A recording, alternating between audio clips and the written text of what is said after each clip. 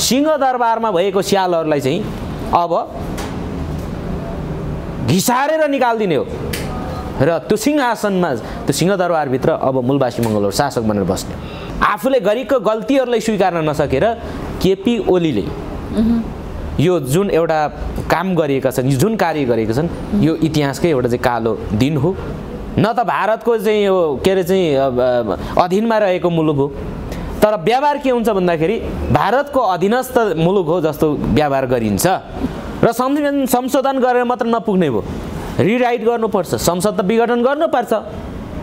तर यसरी गैर संवैधानिक तरिकाले गर्नु हुँदैन, हाम्रो मान्यता हो। अब राष्ट्रपति शासन चाहिन्छ, प्रत्यक्ष कार्यकारी शासन चाहिन्छ कि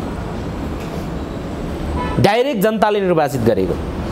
भोट माग्दै आयो भने यिनीहरूलाई खुकुरी र बन्चरो लिएर चाहिँ तयार रहन चाहिँ म आग्रह गर्दछु। जीवन सर स्वागत छ। धन्यवाद। हजुर, अब नेपाली राजनीतिमा अर्को काण्ड मचिरहेको छ, संसद विघटन। यसलाई कसरी लिनुभएको छ यहाँले? यो विगतमा धेरै पटक यस्ता खालका काण्डहरू मचिएका थिए। विगतमै भएका घटना नै आज पनि फेरि पनि दोहोरियो भदौ 5 गते। जसरी 2047 सालपछि संविधान बन्यो, त्यो संविधान बनिसकेपछि इलेक्सन भयो, त्यहाँबाट सरकार बन्यो र त्यो सरकार पनि त्यसरी नै त्यो सरकारले पनि त्यस्तै खालको चाहिँ एउटा घटना घटाएको थियो। त्यसपछि अब ज्ञानेन्द्रले पनि त्यस्तै खालका रवैयाहरू अपनाएको थियो। आज फेरि सङ्घीय लोकतान्त्रिक गणतन्त्र बनिसकेपछि पनि र यो सुधारिएको संसदीय व्यवस्थामा पनि फेरि विगतकै घटना दोहोरियो। यो नेपालको संविधान चाहिँ आफैले जसले चाहिँ बनाए उनीहरूले नै कुल्चिए, जबकि संविधानलाई नमानेर आज जो संविधान विपरीत कार्य गरे, अवैधानिक काम गरे र अवैधानिक तरिकाले चाहिँ संसदको चाहिँ विघटन गरिदिए। यो अत्यन्तै यो फटा कुरा भयो, अत्यन्तै चाहिँ यो के भन्छ नि, यो नकारात्मक हामीले रूपमा चाहिँ लिएका छौँ र यसले चाहिँ यो चाहिँ एउटा के भन्छ नि, नेपालमा एउटा जनमतको कदर हुँदैन रहेछ भन्ने कुरा यसले पनि पुष्टि गरेको छ। त्यसो भएकोले गर्दाखेरि मैले हिजो पनि यसको प्रतिक्रिया दिइसकेको छु। यो भनेको चाहिँ के हो भन्दाखेरि यो छुल्या, जाली, झेली, फटाहा र अत्यन्तै यो देशलाई चाहिँ बलात्कार गर्नेहरूले चाहिँ यस्ता खालका घटनाहरू दोहोऱ्याइरहन्छन्। जबसम्म यिनीहरू सत्तामा रहन्छन् तबसम्म न त जनमतको कदर हुन्छ, न त संविधानको नै त्यसको चाहिँ संविधानलाई नै चाहिँ अजम्बरी बनाउँछन्। किन भन्दाखेरि नेपालमा संविधान कतिवटा बन्यो? 2004 सालदेखि लिएर 2072 सम्म जम्मा 7वटा संविधान बन्यो। 7 संविधान च्यातिए, तर त्यो च्यात्ने सबै को थिए भन्दाखेरि ब्राह्मण थिए। आज यो संविधान पनि यिनीहरूले च्यातिसके। भनिसकेपछि यो त के देखियो भन्दाखेरि बाँदरको हातमा चाहिँ नरिवाल रे। आज त्यही एउटा चाहिँ सङ्कटकालीन स्थितिमा चाहिँ देशलाई फेरि ल्याइपुर्यायो। यत्रो ठुलो जनमत प्राप्त सरकार लास्टमा एउटा चाहिँ पार्टीको एउटा चाहिँ अन्तर्द्वन्द्वको कारणले गर्दाखेरि त्यो अन्तर्द्वन्द्वलाई थेक्न नसकेर आफ्ना कर्तृत्वहरूलाई चाहिँ आफूले गरेको गल्तीहरूलाई स्वीकार्न नसकेर केपी ओलीले यो जुन एउटा काम गरिएका छन्, जुन कार्य गरेका छन्, यो इतिहासकै एउटा चाहिँ कालो दिन हो। र जुन एउटा चाहिँ राष्ट्रको अभिभावक भनेर चाहिँ रहेका संस्था अनि राष्ट्रपतिले पनि जुन कार्य गरेका छन्, यो मलाई लाग्छ यहाँ त्यतिकै भनिएको होइन रहेछ नातावाद, कृपावाद, परिवारवाद लागू हुन्छ भनेर। आज त्यही लागू भयो। केपी ओली र अब केपी ओलीको भाउजू विद्यादेवी भण्डारी हैन, भनौँ न मदन दाजु होला, अब उनका श्रीमतीले भाउजू भन्नु पर्दो। अब यो चाहिँ देवर भाउजूले चाहिँ आज देशलाई चाहिँ अन्धकार फेरि अन्धकारतिर लाँदैछन्। यस कारणले गर्दाखेरि यिनीहरू न त इन्डियामा चाहिँ ब्रिटिसहरूले चाहिँ छोडेर जाँदाखेरि के भन्थे भन्दाखेरि बाहुनलाई चाहिँ न्यायाधीश नबनाउनु र उनीहरूको सत्ताले के उनीहरूको धर्म ग्रन्थले के भन्छ भन्दाखेरि ब्राह्मणलाई कहिले पनि राज्यको एउटा राज्य सञ्चालकमा चाहिँ नबनाउनु अथवा चाहिँ राजसत्ता सम्हाल्ने अधिकार योग्य हुँदैन बाहुन भन्ने कुरा थियो। त यथार्थमा भन्ने हो भने न्यायाधीशमा बस्ने के अरे चाहिँ न्यायालयमा बस्ने न्यायाधीश बाहुनले पनि यहाँ चाहिँ कानुनको दुईटा चरित्र निर्माण गरिएको छ भने सत्तामा बस्ने चाहिँ बाहुनले पनि दुईटा चरित्र निभा गयो। त्यसो भएकोले गर्दाखेरि यो एकदमै भर्सनायोग्य घटना, भर्सनायोग्य यो चाहिँ कदम र एकदमै चाहिँ एउटा चाहिँ निरङ्कुश फासिस्ट चाहिँ के भन्छ नि एउटा के हिटलरी शैली अपनाएर चाहिँ अथवा चाहिँ यो अधिनायकवादी शासन चाहिँ ल्याइरहेका छन्। यो चाहिँ एकदम भर्सनायोग्य छ। हजुर, अब यो प्रधानमन्त्रीले यसरी असंवैधानिक कदम चाल्नुको पछाडि चाहिँ के रहस्य हुनसक्छ अथवा यो चाहिँ शासन सत्ताको लिप्सा नै हो, यो कुर्सीको मोह नै हो कि अरू केही जोडिएको हुनसक्छ योसँग? एउटा कुरा के हो भने स्पष्ट साथ भन्नुपर्दाखेरि जब भारतबाट सामन्त गोयल आए र गोप्य सम्झौता गरे, त्यही सम्झौता अनुसार गरे। किन रातारात आएर एउटा चाहिँ रहको मान्छे आएर, रहको चिफ आएर प्रधानमन्त्रीसँग भेटेर आइसकेपछिका घटना परिघटनाहरूलाई हामीले हेरौँ हैन? मन्त्रीमण्डलहरू फेरिए हैन? त्यसपछिका चाहिँ अध्यादेशहरू आए। यी सबै अभ्यासहरू के को लागि थियो भन्दाखेरि भारतको इसारामा चाहिँ काम भयो भन्ने कुरा यहाँ आयो। यो त मैले भनिराख्नै परेन। अर्को कुरा के हो भने भारतले जे गर्छ, जे आदेश दिन्छ त्यो नेपालका ब्राह्मणहरूले स्वीकार गर्छन्। किनभने उनीहरूले भन्छ नि रोटी बेटीको सम्बन्ध छ भन्छ। भारत र नेपाल भनेको स्वतन्त्र देश, दुईटा मुलुक स्वतन्त्र मुलुक हो भनेर चाहिँ बुझिन्छ। न त भारतको चाहिँ यो के अरे चाहिँ अधीनमा रहेको मुलुक हो, तर व्यवहार के हुन्छ भन्दाखेरि भारतको अधीनस्थ मुलुक हो जस्तो व्यवहार गरिन्छ। त्यसको एउटै कारण के छ भन्दाखेरि एउटै नस्ल, एउटै वर्ण, एउटै धर्म। त्यही भएर भारतले जे भन्छ लुर्को मान्छ। त्यही भएर चाहिँ भारतलाई ठुल्दाई मान्ने यहाँका चाहिँ नेताको चरित्र छ। त्यही अनुरूप केपी ओलीले पनि गरे। किनभने केपी ओली त झापा र इन्डिया त के अरे नेपालको झापा जिल्ला र चाहिँ इन्डियाको चाहिँ पान्टेङ नजिक छ हैन? त्यही भएर यो के हो त भन्दाखेरि भारतले जे काम गरिरहेको छ त्यही काम नै गरेको कारण गर्यो र नेपाली जनताले दिएको अभिमत, जनमत, जनादेशलाई त्यही भएर लात मार्यो। किनभने नेपाली उसलाई चाहिँ यहाँका नेताहरूलाई के छ भने इन्डियाको कुरा चाहिँ प्यारो लाग्छ। इन्डियाको शासकहरूले जे कुरा आदेश दिन्छ त्यो कुरालाई चाहिँ यिनीहरूले मान्नेवाला छन्। तर नेपाली जनताले दिएको जनादेश त नमान्दा रहेछन् भन्ने कुरा यहीँबाट प्रमाणित भयो नि त। अब त्यसपछि यिनीहरूले अहिले चुनाव पनि घोषणा गरेका छन्। मध्यावधि चुनावको कुरा आयो, आइसक्यो। अनि किन गर्नु पर्यो यस्तो लाजमर्दो कुरा? लाजमर्दो काम किन गर्ने?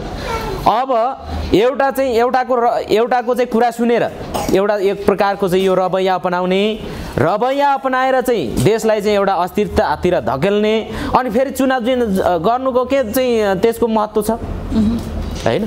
त्यसो भएकोले गर्दाखेरि यो जुन कुरा चाहिँ आज भइरहेको छ यसको पछाडि भनेको भारतको गहिरो चासो छ। भारतको गहिरो एउटा चाहिँ खेल छ। त्यो खेलमा यिनीहरू रमाइरहेका छन्। त्यही भएर यहाँका उत्पीडितहरूले कहिले पनि न्याय पाइरहेका छैनन्। यहाँका उत्पीडितहरूले कहिले पनि चाहिँ अधिकार सम्पन्न भएर बाँच्न पाएका छैनन्।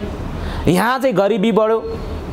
यो सबैको चाहिँ कारण भनेको पहिलो नम्बरमा यहाँका शासक हो, र भारतको आदेश मान्ने शासकहरू भएको कारणले यो सबै भइरहेछ। हजुर, अब यो संसद विघटन हुनुमा चाहिँ अब यहाँहरूले चाहिँ दोष चाहिँ अब प्रधानमन्त्रीलाई नै दिइरहनु भएको छ होइन, तर उहाँको प्रेस सल्लाहकारले त अब यो उहाँलाई चाहिँ बढी प्रेसर भयो, दबाब भयो, त्यो भएको कारणले गर्दा चाहिँ यो घटना घट्यो भनेर अभिव्यक्ति दिनु भएर छ होइन। यो हिसाबले चाहिँ यसमा चाहिँ यो के प्रधानमन्त्री मात्रै दोषी देखिन्छ? होइन, दबाब चाहिँ कसले दिएको त? अन्य पार्टीले दिए, दलका नेताहरूले दिए भन्ने कुराहरू गरिरहेको छ। होइन, अन्य पार्टीले दलले चाहिँ कसरी चाहिँ प्रधानमन्त्रीले दबाब दिन्छन् त? प्रधानमन्त्रीलाई त त्यहाँ प्रधानमन्त्री कुर्सीमा बैठ्याएको त त्यो चाहिँ मनपरी गर्नलाई त होइन नि त, मनपरी तन्त्र चलाउनको लागि त होइन नि त। सङ्घीय लोकतान्त्रिक गणतन्त्र नेपालको प्रधानमन्त्री हो कि होइन? सङ्घीय लोकतान्त्रिक गणतन्त्र नेपालको राष्ट्रपति हो कि होइनन्? अनि एउटा चाहिँ आफ्नो पार्टीभित्रको चाहिँ कुरा मिलाउन नसक्ने अनि एउटा पार्टीभित्रको चाहिँ एउटा समस्याले चाहिँ यत्रो देशलाई नै अन्धकारतिर लान मिल्छ त? कसले दियो त दबाब? के यो चाहिँ के भन्छ, यो चाहिँ संसद विघटन गर्ने अनि चाहिँ कु गरेर चाहिँ अनि मनपरी तन्त्र चलाउने भनेर त यहाँ जनादेश दिएको होइन होला। त्यो पार्टीलाई त जनादेश आएको पनि होइन भनिसकेपछि के हो त भन्दाखेरि त्यो एउटा चाहिँ दोष थुपर्ने कुरा मात्र हो। तर रियालिटीमा चाहिँ के भन्छ, मनै सफा छैन भने होइन, त्यो रूप चाहिँ सफा देखिएर हुँदैन के। द मनै कालो छ भने त्यो रूप जति नै राम्रो भए पनि त्यसको महत्त्व हुँदैन। त्यही हो समस्या। हजुर, भारतको पनि कुरा गर्नुभयो, भारत गहिरो चासो छ नेपाल भन्नुभयो। यो संसद विघटनसँग अहिले जुन पूर्व राजा ज्ञानेन्द्रको आन्दोलन पनि चलिरहेछ, राजतन्त्र फर्काउनु पर्छ भनेर नि, योसँग कोही कतै सुनिन्छ साँठगाँठ छ? योसँग सबै यो ग्रान्ड डिजाइन हो। के कस्तो ग्रान्ड डिजाइन हो भन्दाखेरि यहाँका शासकहरूलाई थाहा छ कि अब यहाँ पनि मूलवासीहरू जाग्दैछन्। अब मूलवासीहरूलाई कसरी रोक्ने त भन्दाखेरि मूलवासीहरूलाई रोक्नको लागि एउटै मात्र उपाय हो, यस्तै खालका प्रोपगन्डा मचाउने। अब यो राजसंस्था के को लागि राजसंस्थाको माग गर्छन् त? के को लागि अधिनायक शासन चाहियो त भन्दाखेरि त्यही हो। अब यहाँ चाहिँ अधिकारको कुरा आउँछ अनि चाहिँ अस्तित्वको कुरा आउँछ, यहाँ चाहिँ अब अधिकार सम्पन्न भएर चाहिँ बाँच्नुपर्छ भन्ने आन्दोलन हुन्छ। बिस्तारै चाहिँ त्यो जागरुक हुँदैछ। त्यसलाई चाहिँ टुसाउन नदिनको लागि यस्ता खालका प्रपञ्चहरू षड्यन्त्रहरू रचना भइरहन्छन्। विगतमा पनि थिए, आज पनि भयो, भोलि पनि हुनेवाला छ। किन भन्दाखेरि तपाईँले एउटा मात्र त्यसको सिनारियो हेर्नुहोस्। रेशम चौधरी, त्यसै गरेर थारू कल्याणकारिणीका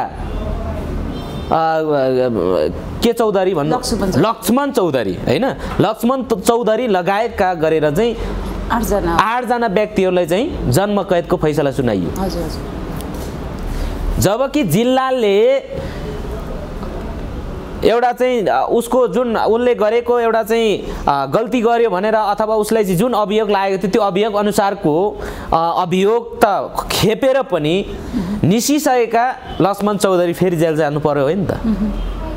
त्यो पनि एउटा सिनारियो हो होइन। यहाँ कयौँ त्यस्ता छन्। अब यो के को सिनारियो भन्दाखेरि अब यहाँका मानिसहरूलाई चाहिँ आवाजविहीन बनाएर दबाउनुपर्छ भन्ने एउटा चाहिँ देखिँदैछ होइन। त्यसै स्वरूप अब राजावादीहरूले आन्दोलन उठाउनुको पछाडि के छ? राजावादीहरूले आन्दोलन उठाउनुको एउटै मात्र कारण यहाँ चाहिँ यो गभर्मेन्टले चाहिँ गरेन, यस्तो गरेन भने गर्न चाहिँ हिजो कसले के गरेको थियो र? तर एउटा के हो त भन्दाखेरि यो बाहना मात्र हो। तर रियलमा भन्नु पर्दाखेरि आज हिजो राजतन्त्र भन्दा त आज केही हदसम्म त राम्रो भएको छ। कम्तीमा यहाँका अधिकारका आवाज, अधिकारका सवालहरू उठ्न सकेका छन्। कम्तीमा चाहिँ दूरदराजमा पनि के छ भन्दाखेरि गोरेटै भए पनि बाटो पुगेको छ। हिजो ढाकर बोकेर चाहिँ नुन तेल खानको लागि चाहिँ उहाँ चतरा धाउनु पर्ने स्थिति छैन खोटाङ भोजपुरको मान्छेलाई होइन। तर त्यतिले मात्र पुग्छ भन्ने होइन। तर के हो त भन्दाखेरि राजावादीहरूको एउटै चाहिँ चिन्ताको विषय भनेको जो कि राजा चाहनेहरू त म्याक्सिमम के छ? यहाँका राई, लिम्बू, मगर, गुरुङ, तामाङ, शेर्पा, थकाली, कोचेहरूले त मागेका छैन। थारूहरूले त मागेका छैन। थारूहरूले त के माग्दैछन्? यहाँका राई, लिम्बू, मगर, गुरुङ अथवा मूलवासीहरूले, मङ्गोलहरूले त दलित भनेर चाहिँ बनाइएकाहरूलाई त के माग्दैछन् त भन्दाखेरि अधिकार माग्दैछन् के। अनि सर्को सरमा चाहिँ आउन थालिसकेपछि यस्ता खालका गडबडीहरू गरिदिने हाम्रो मान्छे त अलमलमा पर्छ। किनभने अब 52 फुट फुटे पनि त्यही 52 फुट्ने हो, कुटाकुट गरे पनि त्यही 52 कुटाकुट गर्ने हो।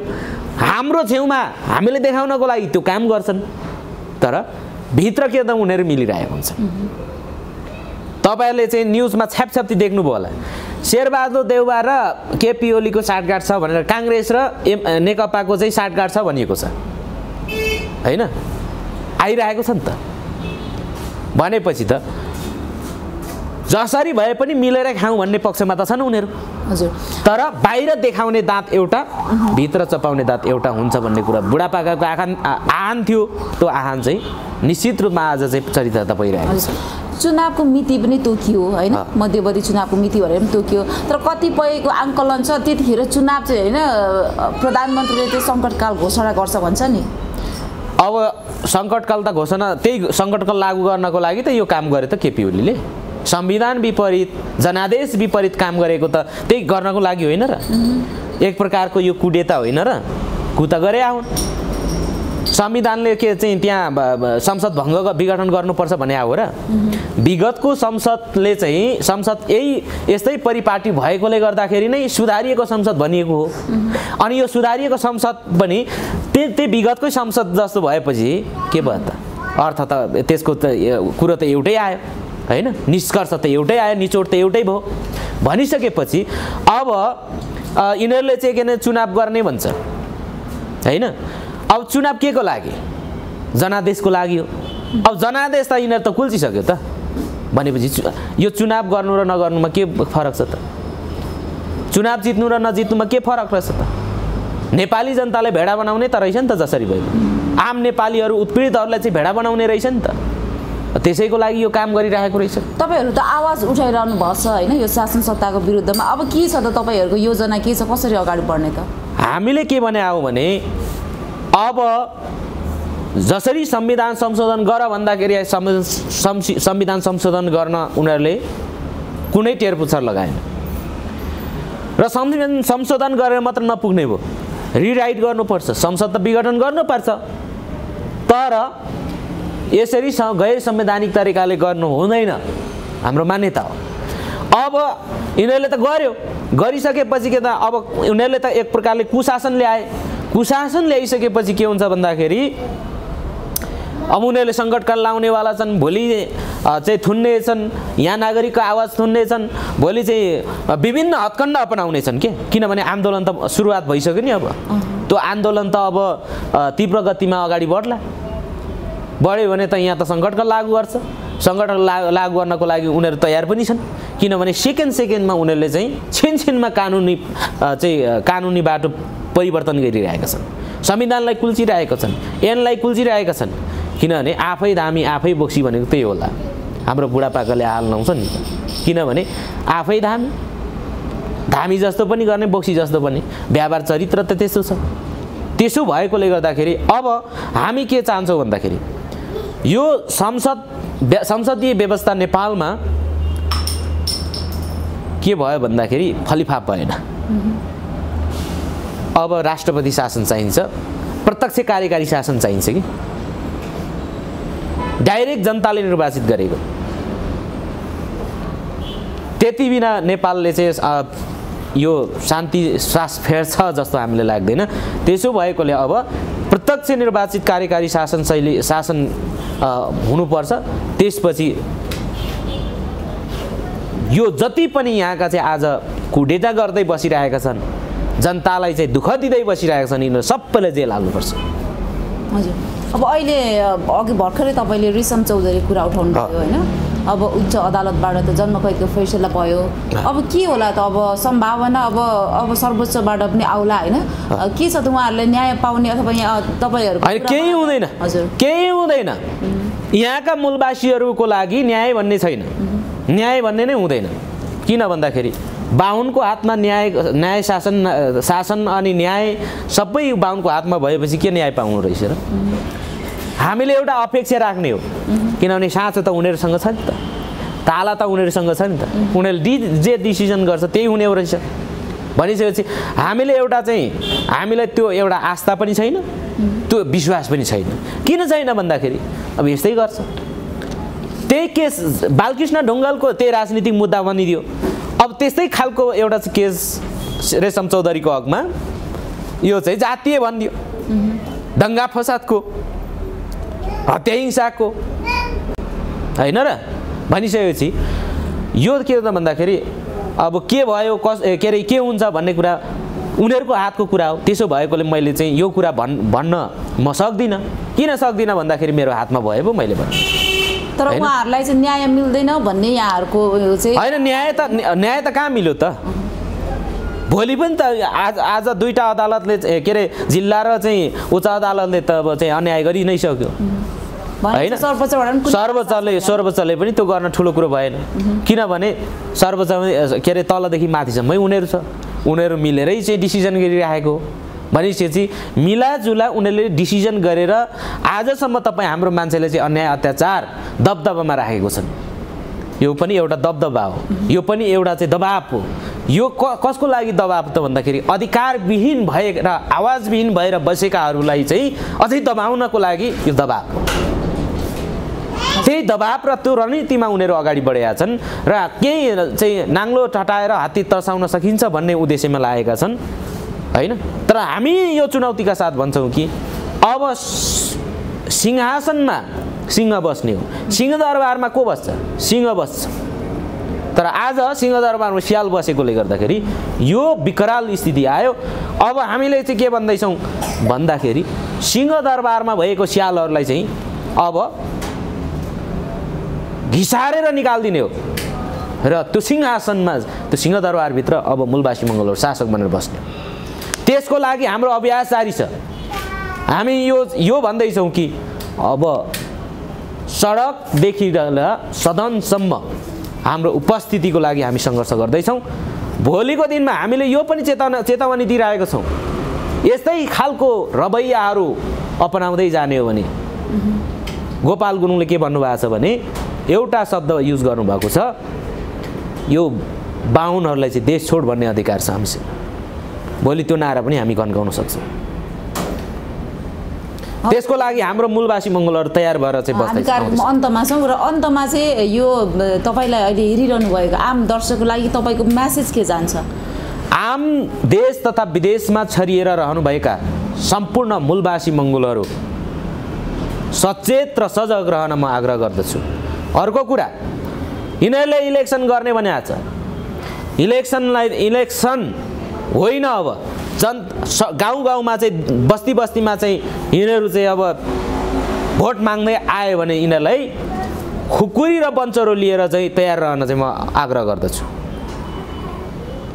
किनभने यिनीहरूले हामीलाई पटक पटक धोका दिएका छन्, पटक हाम्रो छातीमाथि चाहिँ परेड खेलेका छन्। त्यस कारणले गर्दाखेरि अब चुप लागेर बस्न सकिँदैन।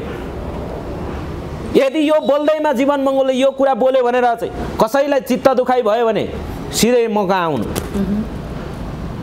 म त्यसको प्रश्नको जवाब म दिन तयार छु। हस् त जीवन सर, यहाँको समय अनि विचारको लागि धन्यवाद। हस्, धन्यवाद तपाईँहरूलाई पनि यो विचार राख्न दिनुभएकोमा, यो एउटा चाहिँ प्लेटफर्म दिनुभएकोमा रिदम अनलाइन टिभीलाई पनि धन्यवाद।